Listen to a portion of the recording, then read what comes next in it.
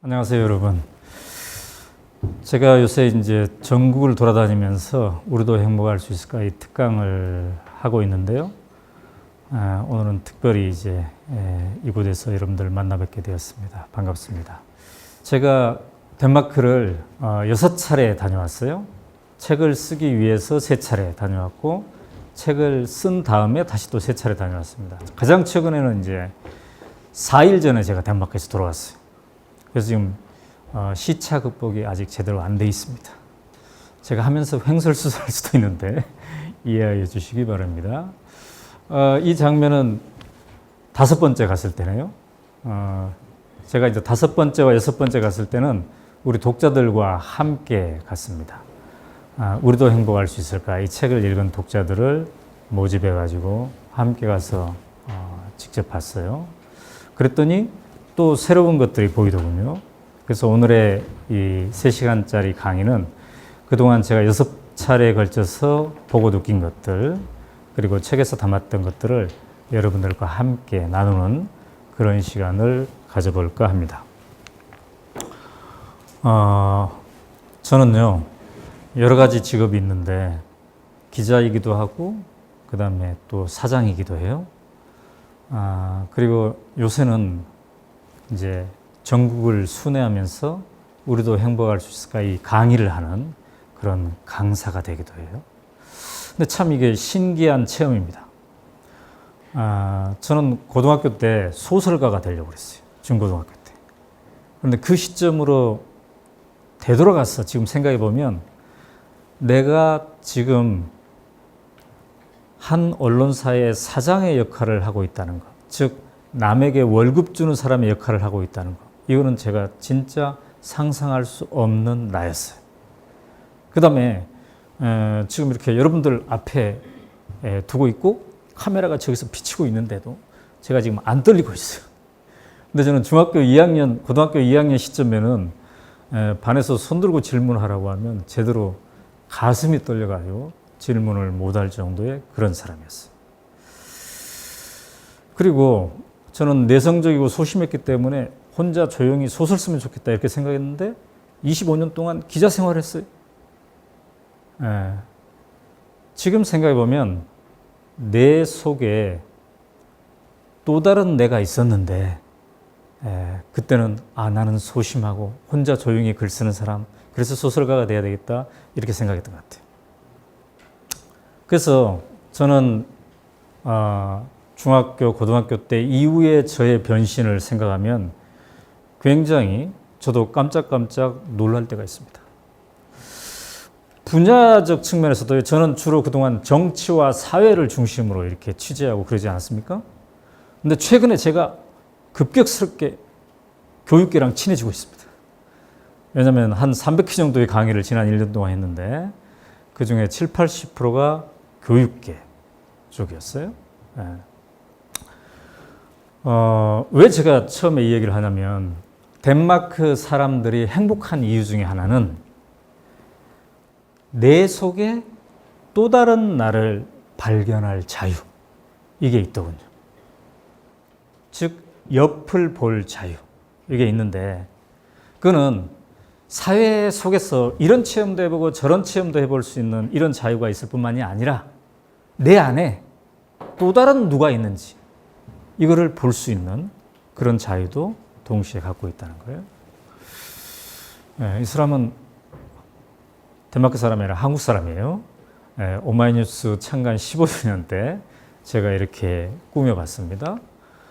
우리 직원들이 혼자 조용히 글 쓰려는 사람이 이 110명이나 되는 직원들의 월급을 줘야 되는 그런 사람으로 변했다는 얘기죠. 근데 이 직원들이랑 함께 있으면 이제 사장이 덴마크로 취재 가면 좀 직원을 많이 데려가면 좋겠죠. 근데 덴마크는 행복 지수가 높은 대신에 물가 지수도 높더군요. 그래서 한 번 갈 때마다 딱 한 명씩만 데려갔어요. 그래서 선발해 가지고 데려갔는데 이 나라가 이제 덴마크입니다. 우리나라에 비해서, 그러니까 남과 북 전체를 다 합친 거에 한 5분의 1 정도 되고요. 인구는 550만 정도. 그다음에 GDP는 우리의 한 배 정도, 배에 가깝죠. 이런 나라예요. 근데 땅은 굉장히 적지만 한때 이 나라가 바이킹 시대를 주도했던 그런 나라죠. 그 다음에 노르웨이, 스웨덴, 이걸 스캔디나비아 국가라고 그러는데 100여 년 전만 하더라도 이 나라들이 다 자기네 땅 이렇게 돼 있었던 거예요. 그러니까 스캔디나비아 전체와 지금의 덴마크 이 면적으로 보면은 한 20분의 1로 쪼그라든 상태입니다.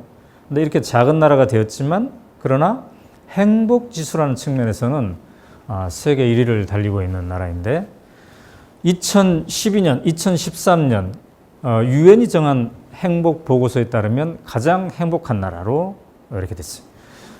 이번에 최근에 나온 2014년 걸 보니까 스위스가 1위가 됐어요. 덴마크가 3위가 되고.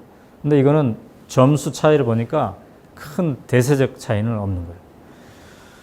어쨌든 땅은 작고 인구도 적은데 가장 행복한 나라로 된 거죠. 그럼 도대체 이 나라는 왜 이런 것일까? 이거를 제가 취재하러 떠난 겁니다. 근데 주로 정치와 사회를 집중적으로 취재하던 오연호가 왜 갑자기 행복이라는 키워드를 가지고 덴마크로 갔을까?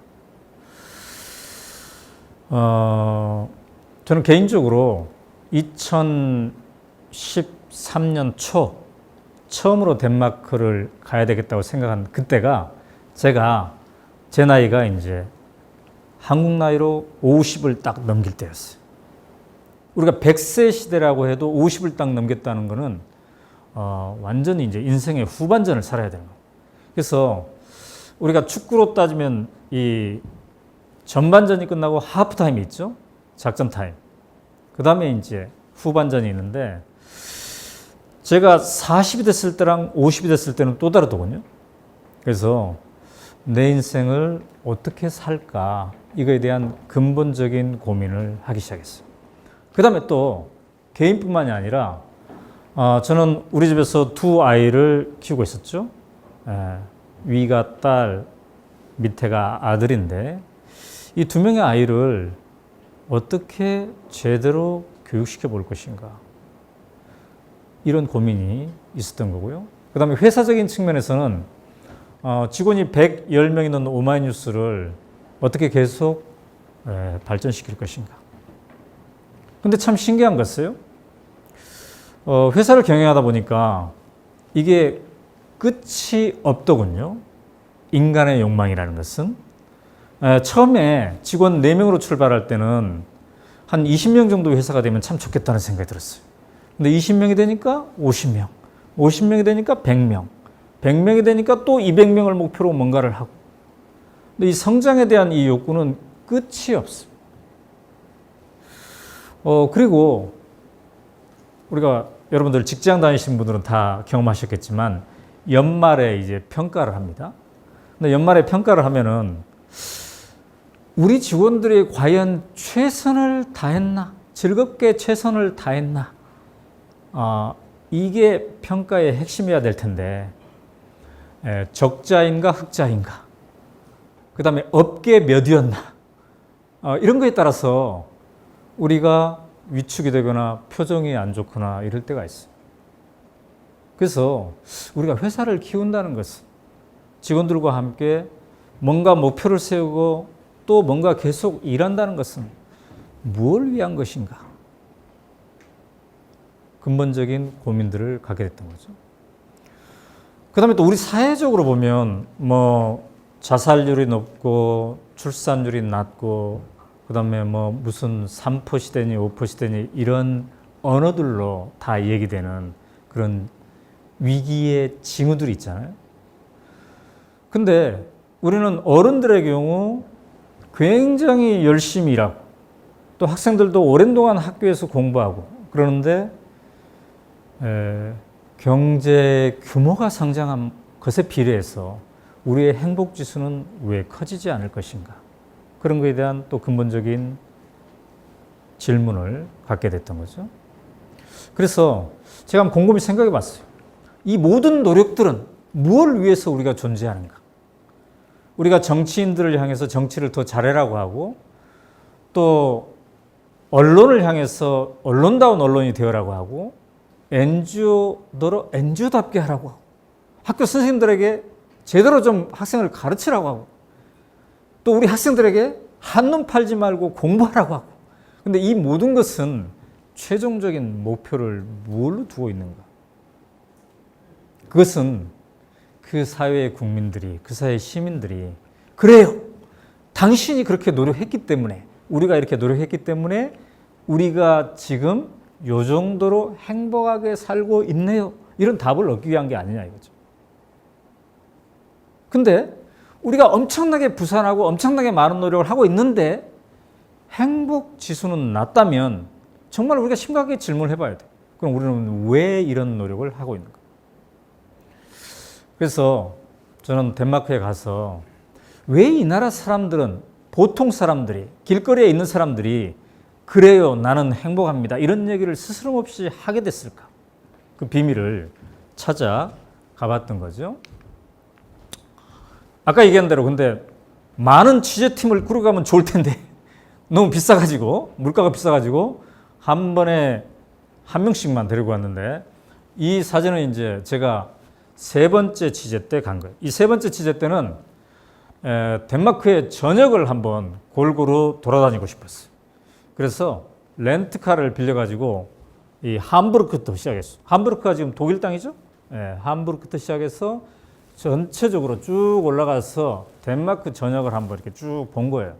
근데 왜 함부르크부터 시작했냐면, 이 함부르크부터 플렌스부르크 여기 정도까지가 지금은 독일 땅인데 1860년까지는 덴마크 땅이었어요. 근데 지도가 이렇게 생겼는데 전체 땅 중에 가장 비옥한 땅이 여기였어요. 근데 이 가장 비옥한 땅을 1860년 독일과의 전쟁에서 잃게 됩니다. 이때 인구의 5분의 1을 독일에게 이제 빼앗기게 되고 국토의 3분의 1 정도를 빼앗기게 되었는데, 이때 엄청난 충격을 받게 된 거죠. 그래서 제가 일부러 그 빼앗긴 땅, 우리가 그런 얘기가 있죠. 빼앗긴 땅에도 봄은 오는가, 이런 시가 있지 않습니까? 근데 이 빼앗긴 땅을 시작으로 해가지고 한번 전체를 쭉 둘러봤어요. 구석구석. 이게 세 번째 여행 때입니다. 자, 아까 여러분이 웃었죠? 기자와 사장이 함께 갔는데 사장이 기자를 모시고 다니겠다 해서 웃었죠? 근데요, 덴마크는 늘 우리에게 공식을 파괴하라고 얘기하고 있다고. 자, 사장과 기자가 차를 타면 누가 운전을 해야 돼요? 그날 컨디션이 좋은 사람이, 그리고 그 지역의 지리를 잘 아는 사람이 운전하면 좋겠죠? 네. 자, 여러분, 시험 문제는 선생님이 내야 될까요? 학생이 내야 될까요? 시험 문제는? 우리의 생각으로는 선생님이 내야 되죠, 시험 문제는. 근데 덴마크의 대학에 가니까 시험 문제는 학생이 내더군요. 연세대학교 교수가 덴마크에 1년 동안 가 있는데, 코펜하겐 대학에서 가르치는데, 기말고사에서 한국에 하던 것처럼 똑같이 뭐뭐에 대해서 논하라 이렇게 시험 문제를 냈는데 학교 당국으로부터 경고받았어요. 학칙 위반이라고. 덴마크에서는 시험 문제를 교수가 안 내고 학생이 낸다. 자, 여러분, 학생이 스스로 시험 문제를 내면 그 문제는 잊혀질까요? 안 잊혀질까요? 절대 안 잊혀지죠. 자기가 끌린 것에 대해서 뭔가를 하는 이런 거예요. 어쨌든 이렇게 이때는 1500km를 달려서 열흘 동안, 그 다음에 그 후에 6번 제가 덴마크를 가면서 한 2년 이상 취재를 하면서 도대체 이게 행복이 어디서 나오냐, 이거를 찾아다니는데, 그때마다 제가 지금까지 한 500명 이상 인터뷰했던 것 같아요. 그럼 인터뷰를 해서 물어봐가지고 답이 나오면 그걸 이제 범주화 시켰어요. 아, 이거는 이 얘기구나, 이거는 저 얘기구나. 그렇게 해서 나온 게 이 책에 얘기했듯이 6가지의 이유입니다. 이들이 행복한 6가지의 이유. 그 중에 첫 번째가 자유이고요. 그 다음에 안정, 그리고 평등, 신뢰, 이웃, 환경. 이 6가지. 그래서 오늘 차례로 그 6가지에 대해서 얘기를 할게요. 그리고 도대체 이 6가지는 왜 덴마크에서 뿌리낼 수 있었을까? 어떻게 해서 이게 문화화되었을까? 근데 잘 생각해 보세요. 이 6가지가 자유, 안정, 평등, 신뢰, 이웃, 환경, 이게 여러분들에게 전혀 새로운 단어가 아니잖아요. 매우 익숙한 단어야. 즉 우리도 그것을 제대로 하기 위해서 그동안 많이 노력해 왔다는 얘기예요. 그런데 여전히 우리는 이게 부족하다고들 느끼고 있고, 또 이것을 이루기 위해서 모범적인 본보기적인 뭔가를 막 시도를 하고 있어. 그런데 우리가 본보기 차원에서 하고 있는 것을 저들은 어떻게 해서 문화화 되었을까? 즉 자전거 도로 같은 것도 시범 도로가 있는 게 아니라 모든 코펜하겐의 도로에는 당연히 자전거 도로가 있는, 이게 이제 문화화되어 있는 거잖아요. 또 혁신학교도 우리는 지금 혁신학교를 부분적으로 지금 하고 있잖아요.